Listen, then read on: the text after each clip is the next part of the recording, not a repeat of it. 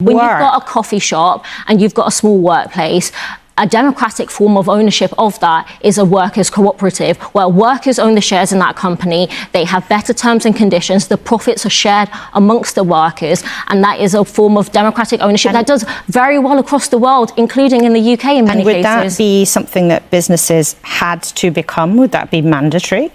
Well, these are conversations that we should have about what forms of ownership we should have in our economy. And right now, we don't have very many democratic forms of ownership. When we look across Latin America, you've got workers' cooperatives, you've got community land trusts, you've got all of these different forms. We need to have conversations about how we can democratize our economy. But also, mandatory might be an option. It has to be something that we have a conversation about. Obviously, the party does not have policies yet, but it's important that we articulate a different vision of society and an economy. And actually that extends not just to corporations and businesses and our public services. It's also questions around the monarchy. When you've got a royal family with a sovereign grant that will increase to £132 million next year, and you've got Prince Andrew, who's had £12 million of taxpayers' money to defend his legal costs, a close friend of Jeffrey Epstein, we need to have a referendum on the monarchy and talk about democratising society as well. And would you campaign to abolish the monarchy? Absolutely. I'm a Republican. Zarah Sultana's exchange with Laura Quinsberg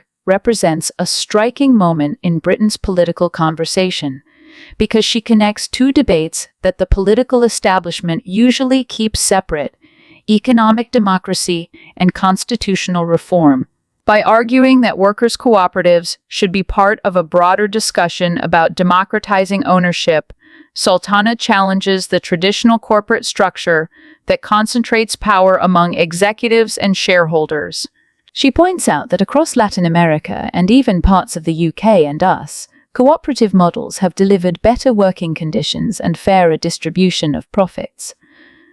But what makes her intervention especially explosive is how she expands this logic to the monarchy itself. By highlighting the soaring sovereign grant and Prince Andrew's taxpayer-funded legal costs, intertwined with his association with Jeffrey Epstein, Sultana frames the royal family as another undemocratic institution shielded by wealth and privilege. Her call for a referendum and her unapologetic declaration that she is a Republican signal a bold political stance rarely voiced so openly on mainstream British television. In doing so, she forces a national conversation about what democracy should actually look like, not just in businesses and public services, but at the very top of the country's power structure. On one hand, we're hearing that actually it's going to cost small businesses and hospitality a lot more. On the other hand, the government says, oh, we're helping you out. Well, there's certainly mixed messages coming from the government about this, but they're very keen to say today on Small Business Saturday they are backing small businesses launching this new campaign. But I'll be speaking to small businesses here throughout the day, many who don't feel supported at all. We are here at the Cricketers, where it's feeling very, very Christmassy, very, very festive, and today they're hosting a Christmas market with some 20 small businesses, and I'll be chatting to some of them throughout the day. And Brits today on this Small Business Saturday forecast to spend some £600 million supporting small businesses, but it comes at a time when for many small businesses it's very, very challenging. We can speak now to the landlord of the Cricketers here, Matthew Allen. Matthew, why is it a particularly challenging time for small businesses? Sadly, the cost of running a small business now is just keeps going up and up and up.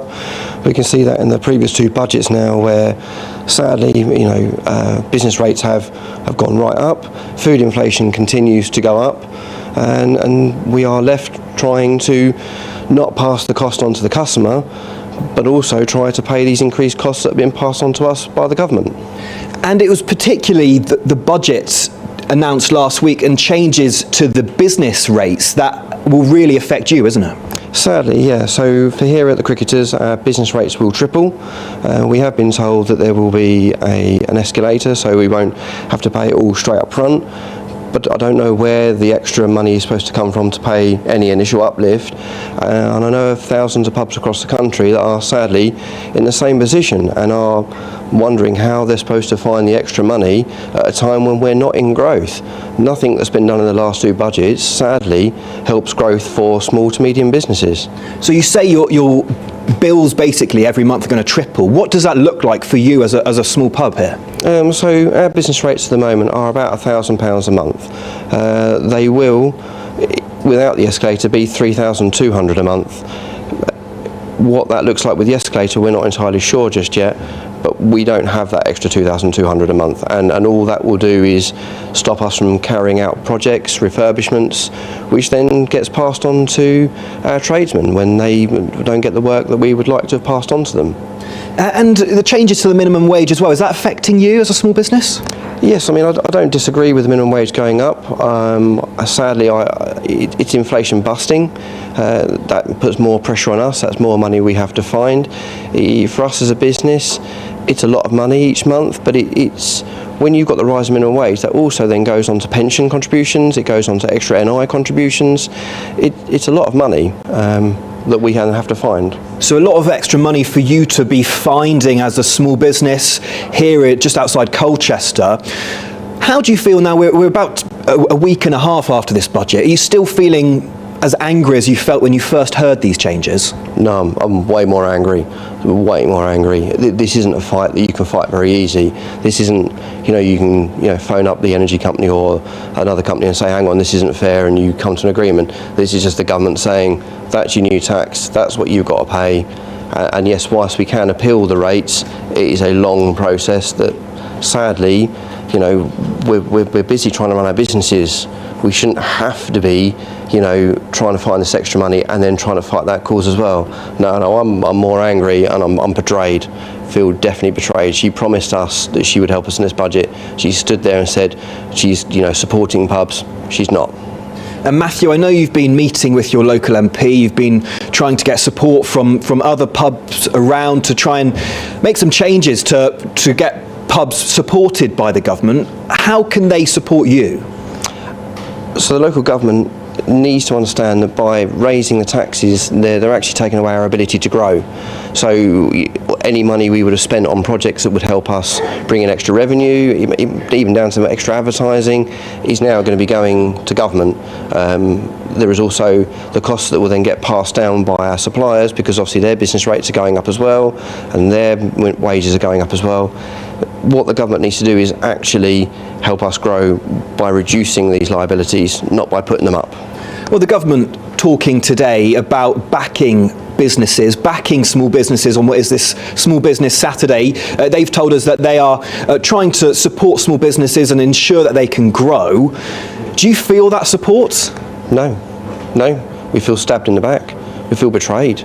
I don't feel there's any support there. If they wanted support, they would have taken the advice from all the industry and lowered the VAT on food. They would have done a bigger assessment on the business rates and understood that business model does not work anymore. After COVID, with the rise in inflation and the rise in energy costs, there is no money to just keep taking out of us. We're not a cash cow. We shouldn't be a luxury, we should be a way of life.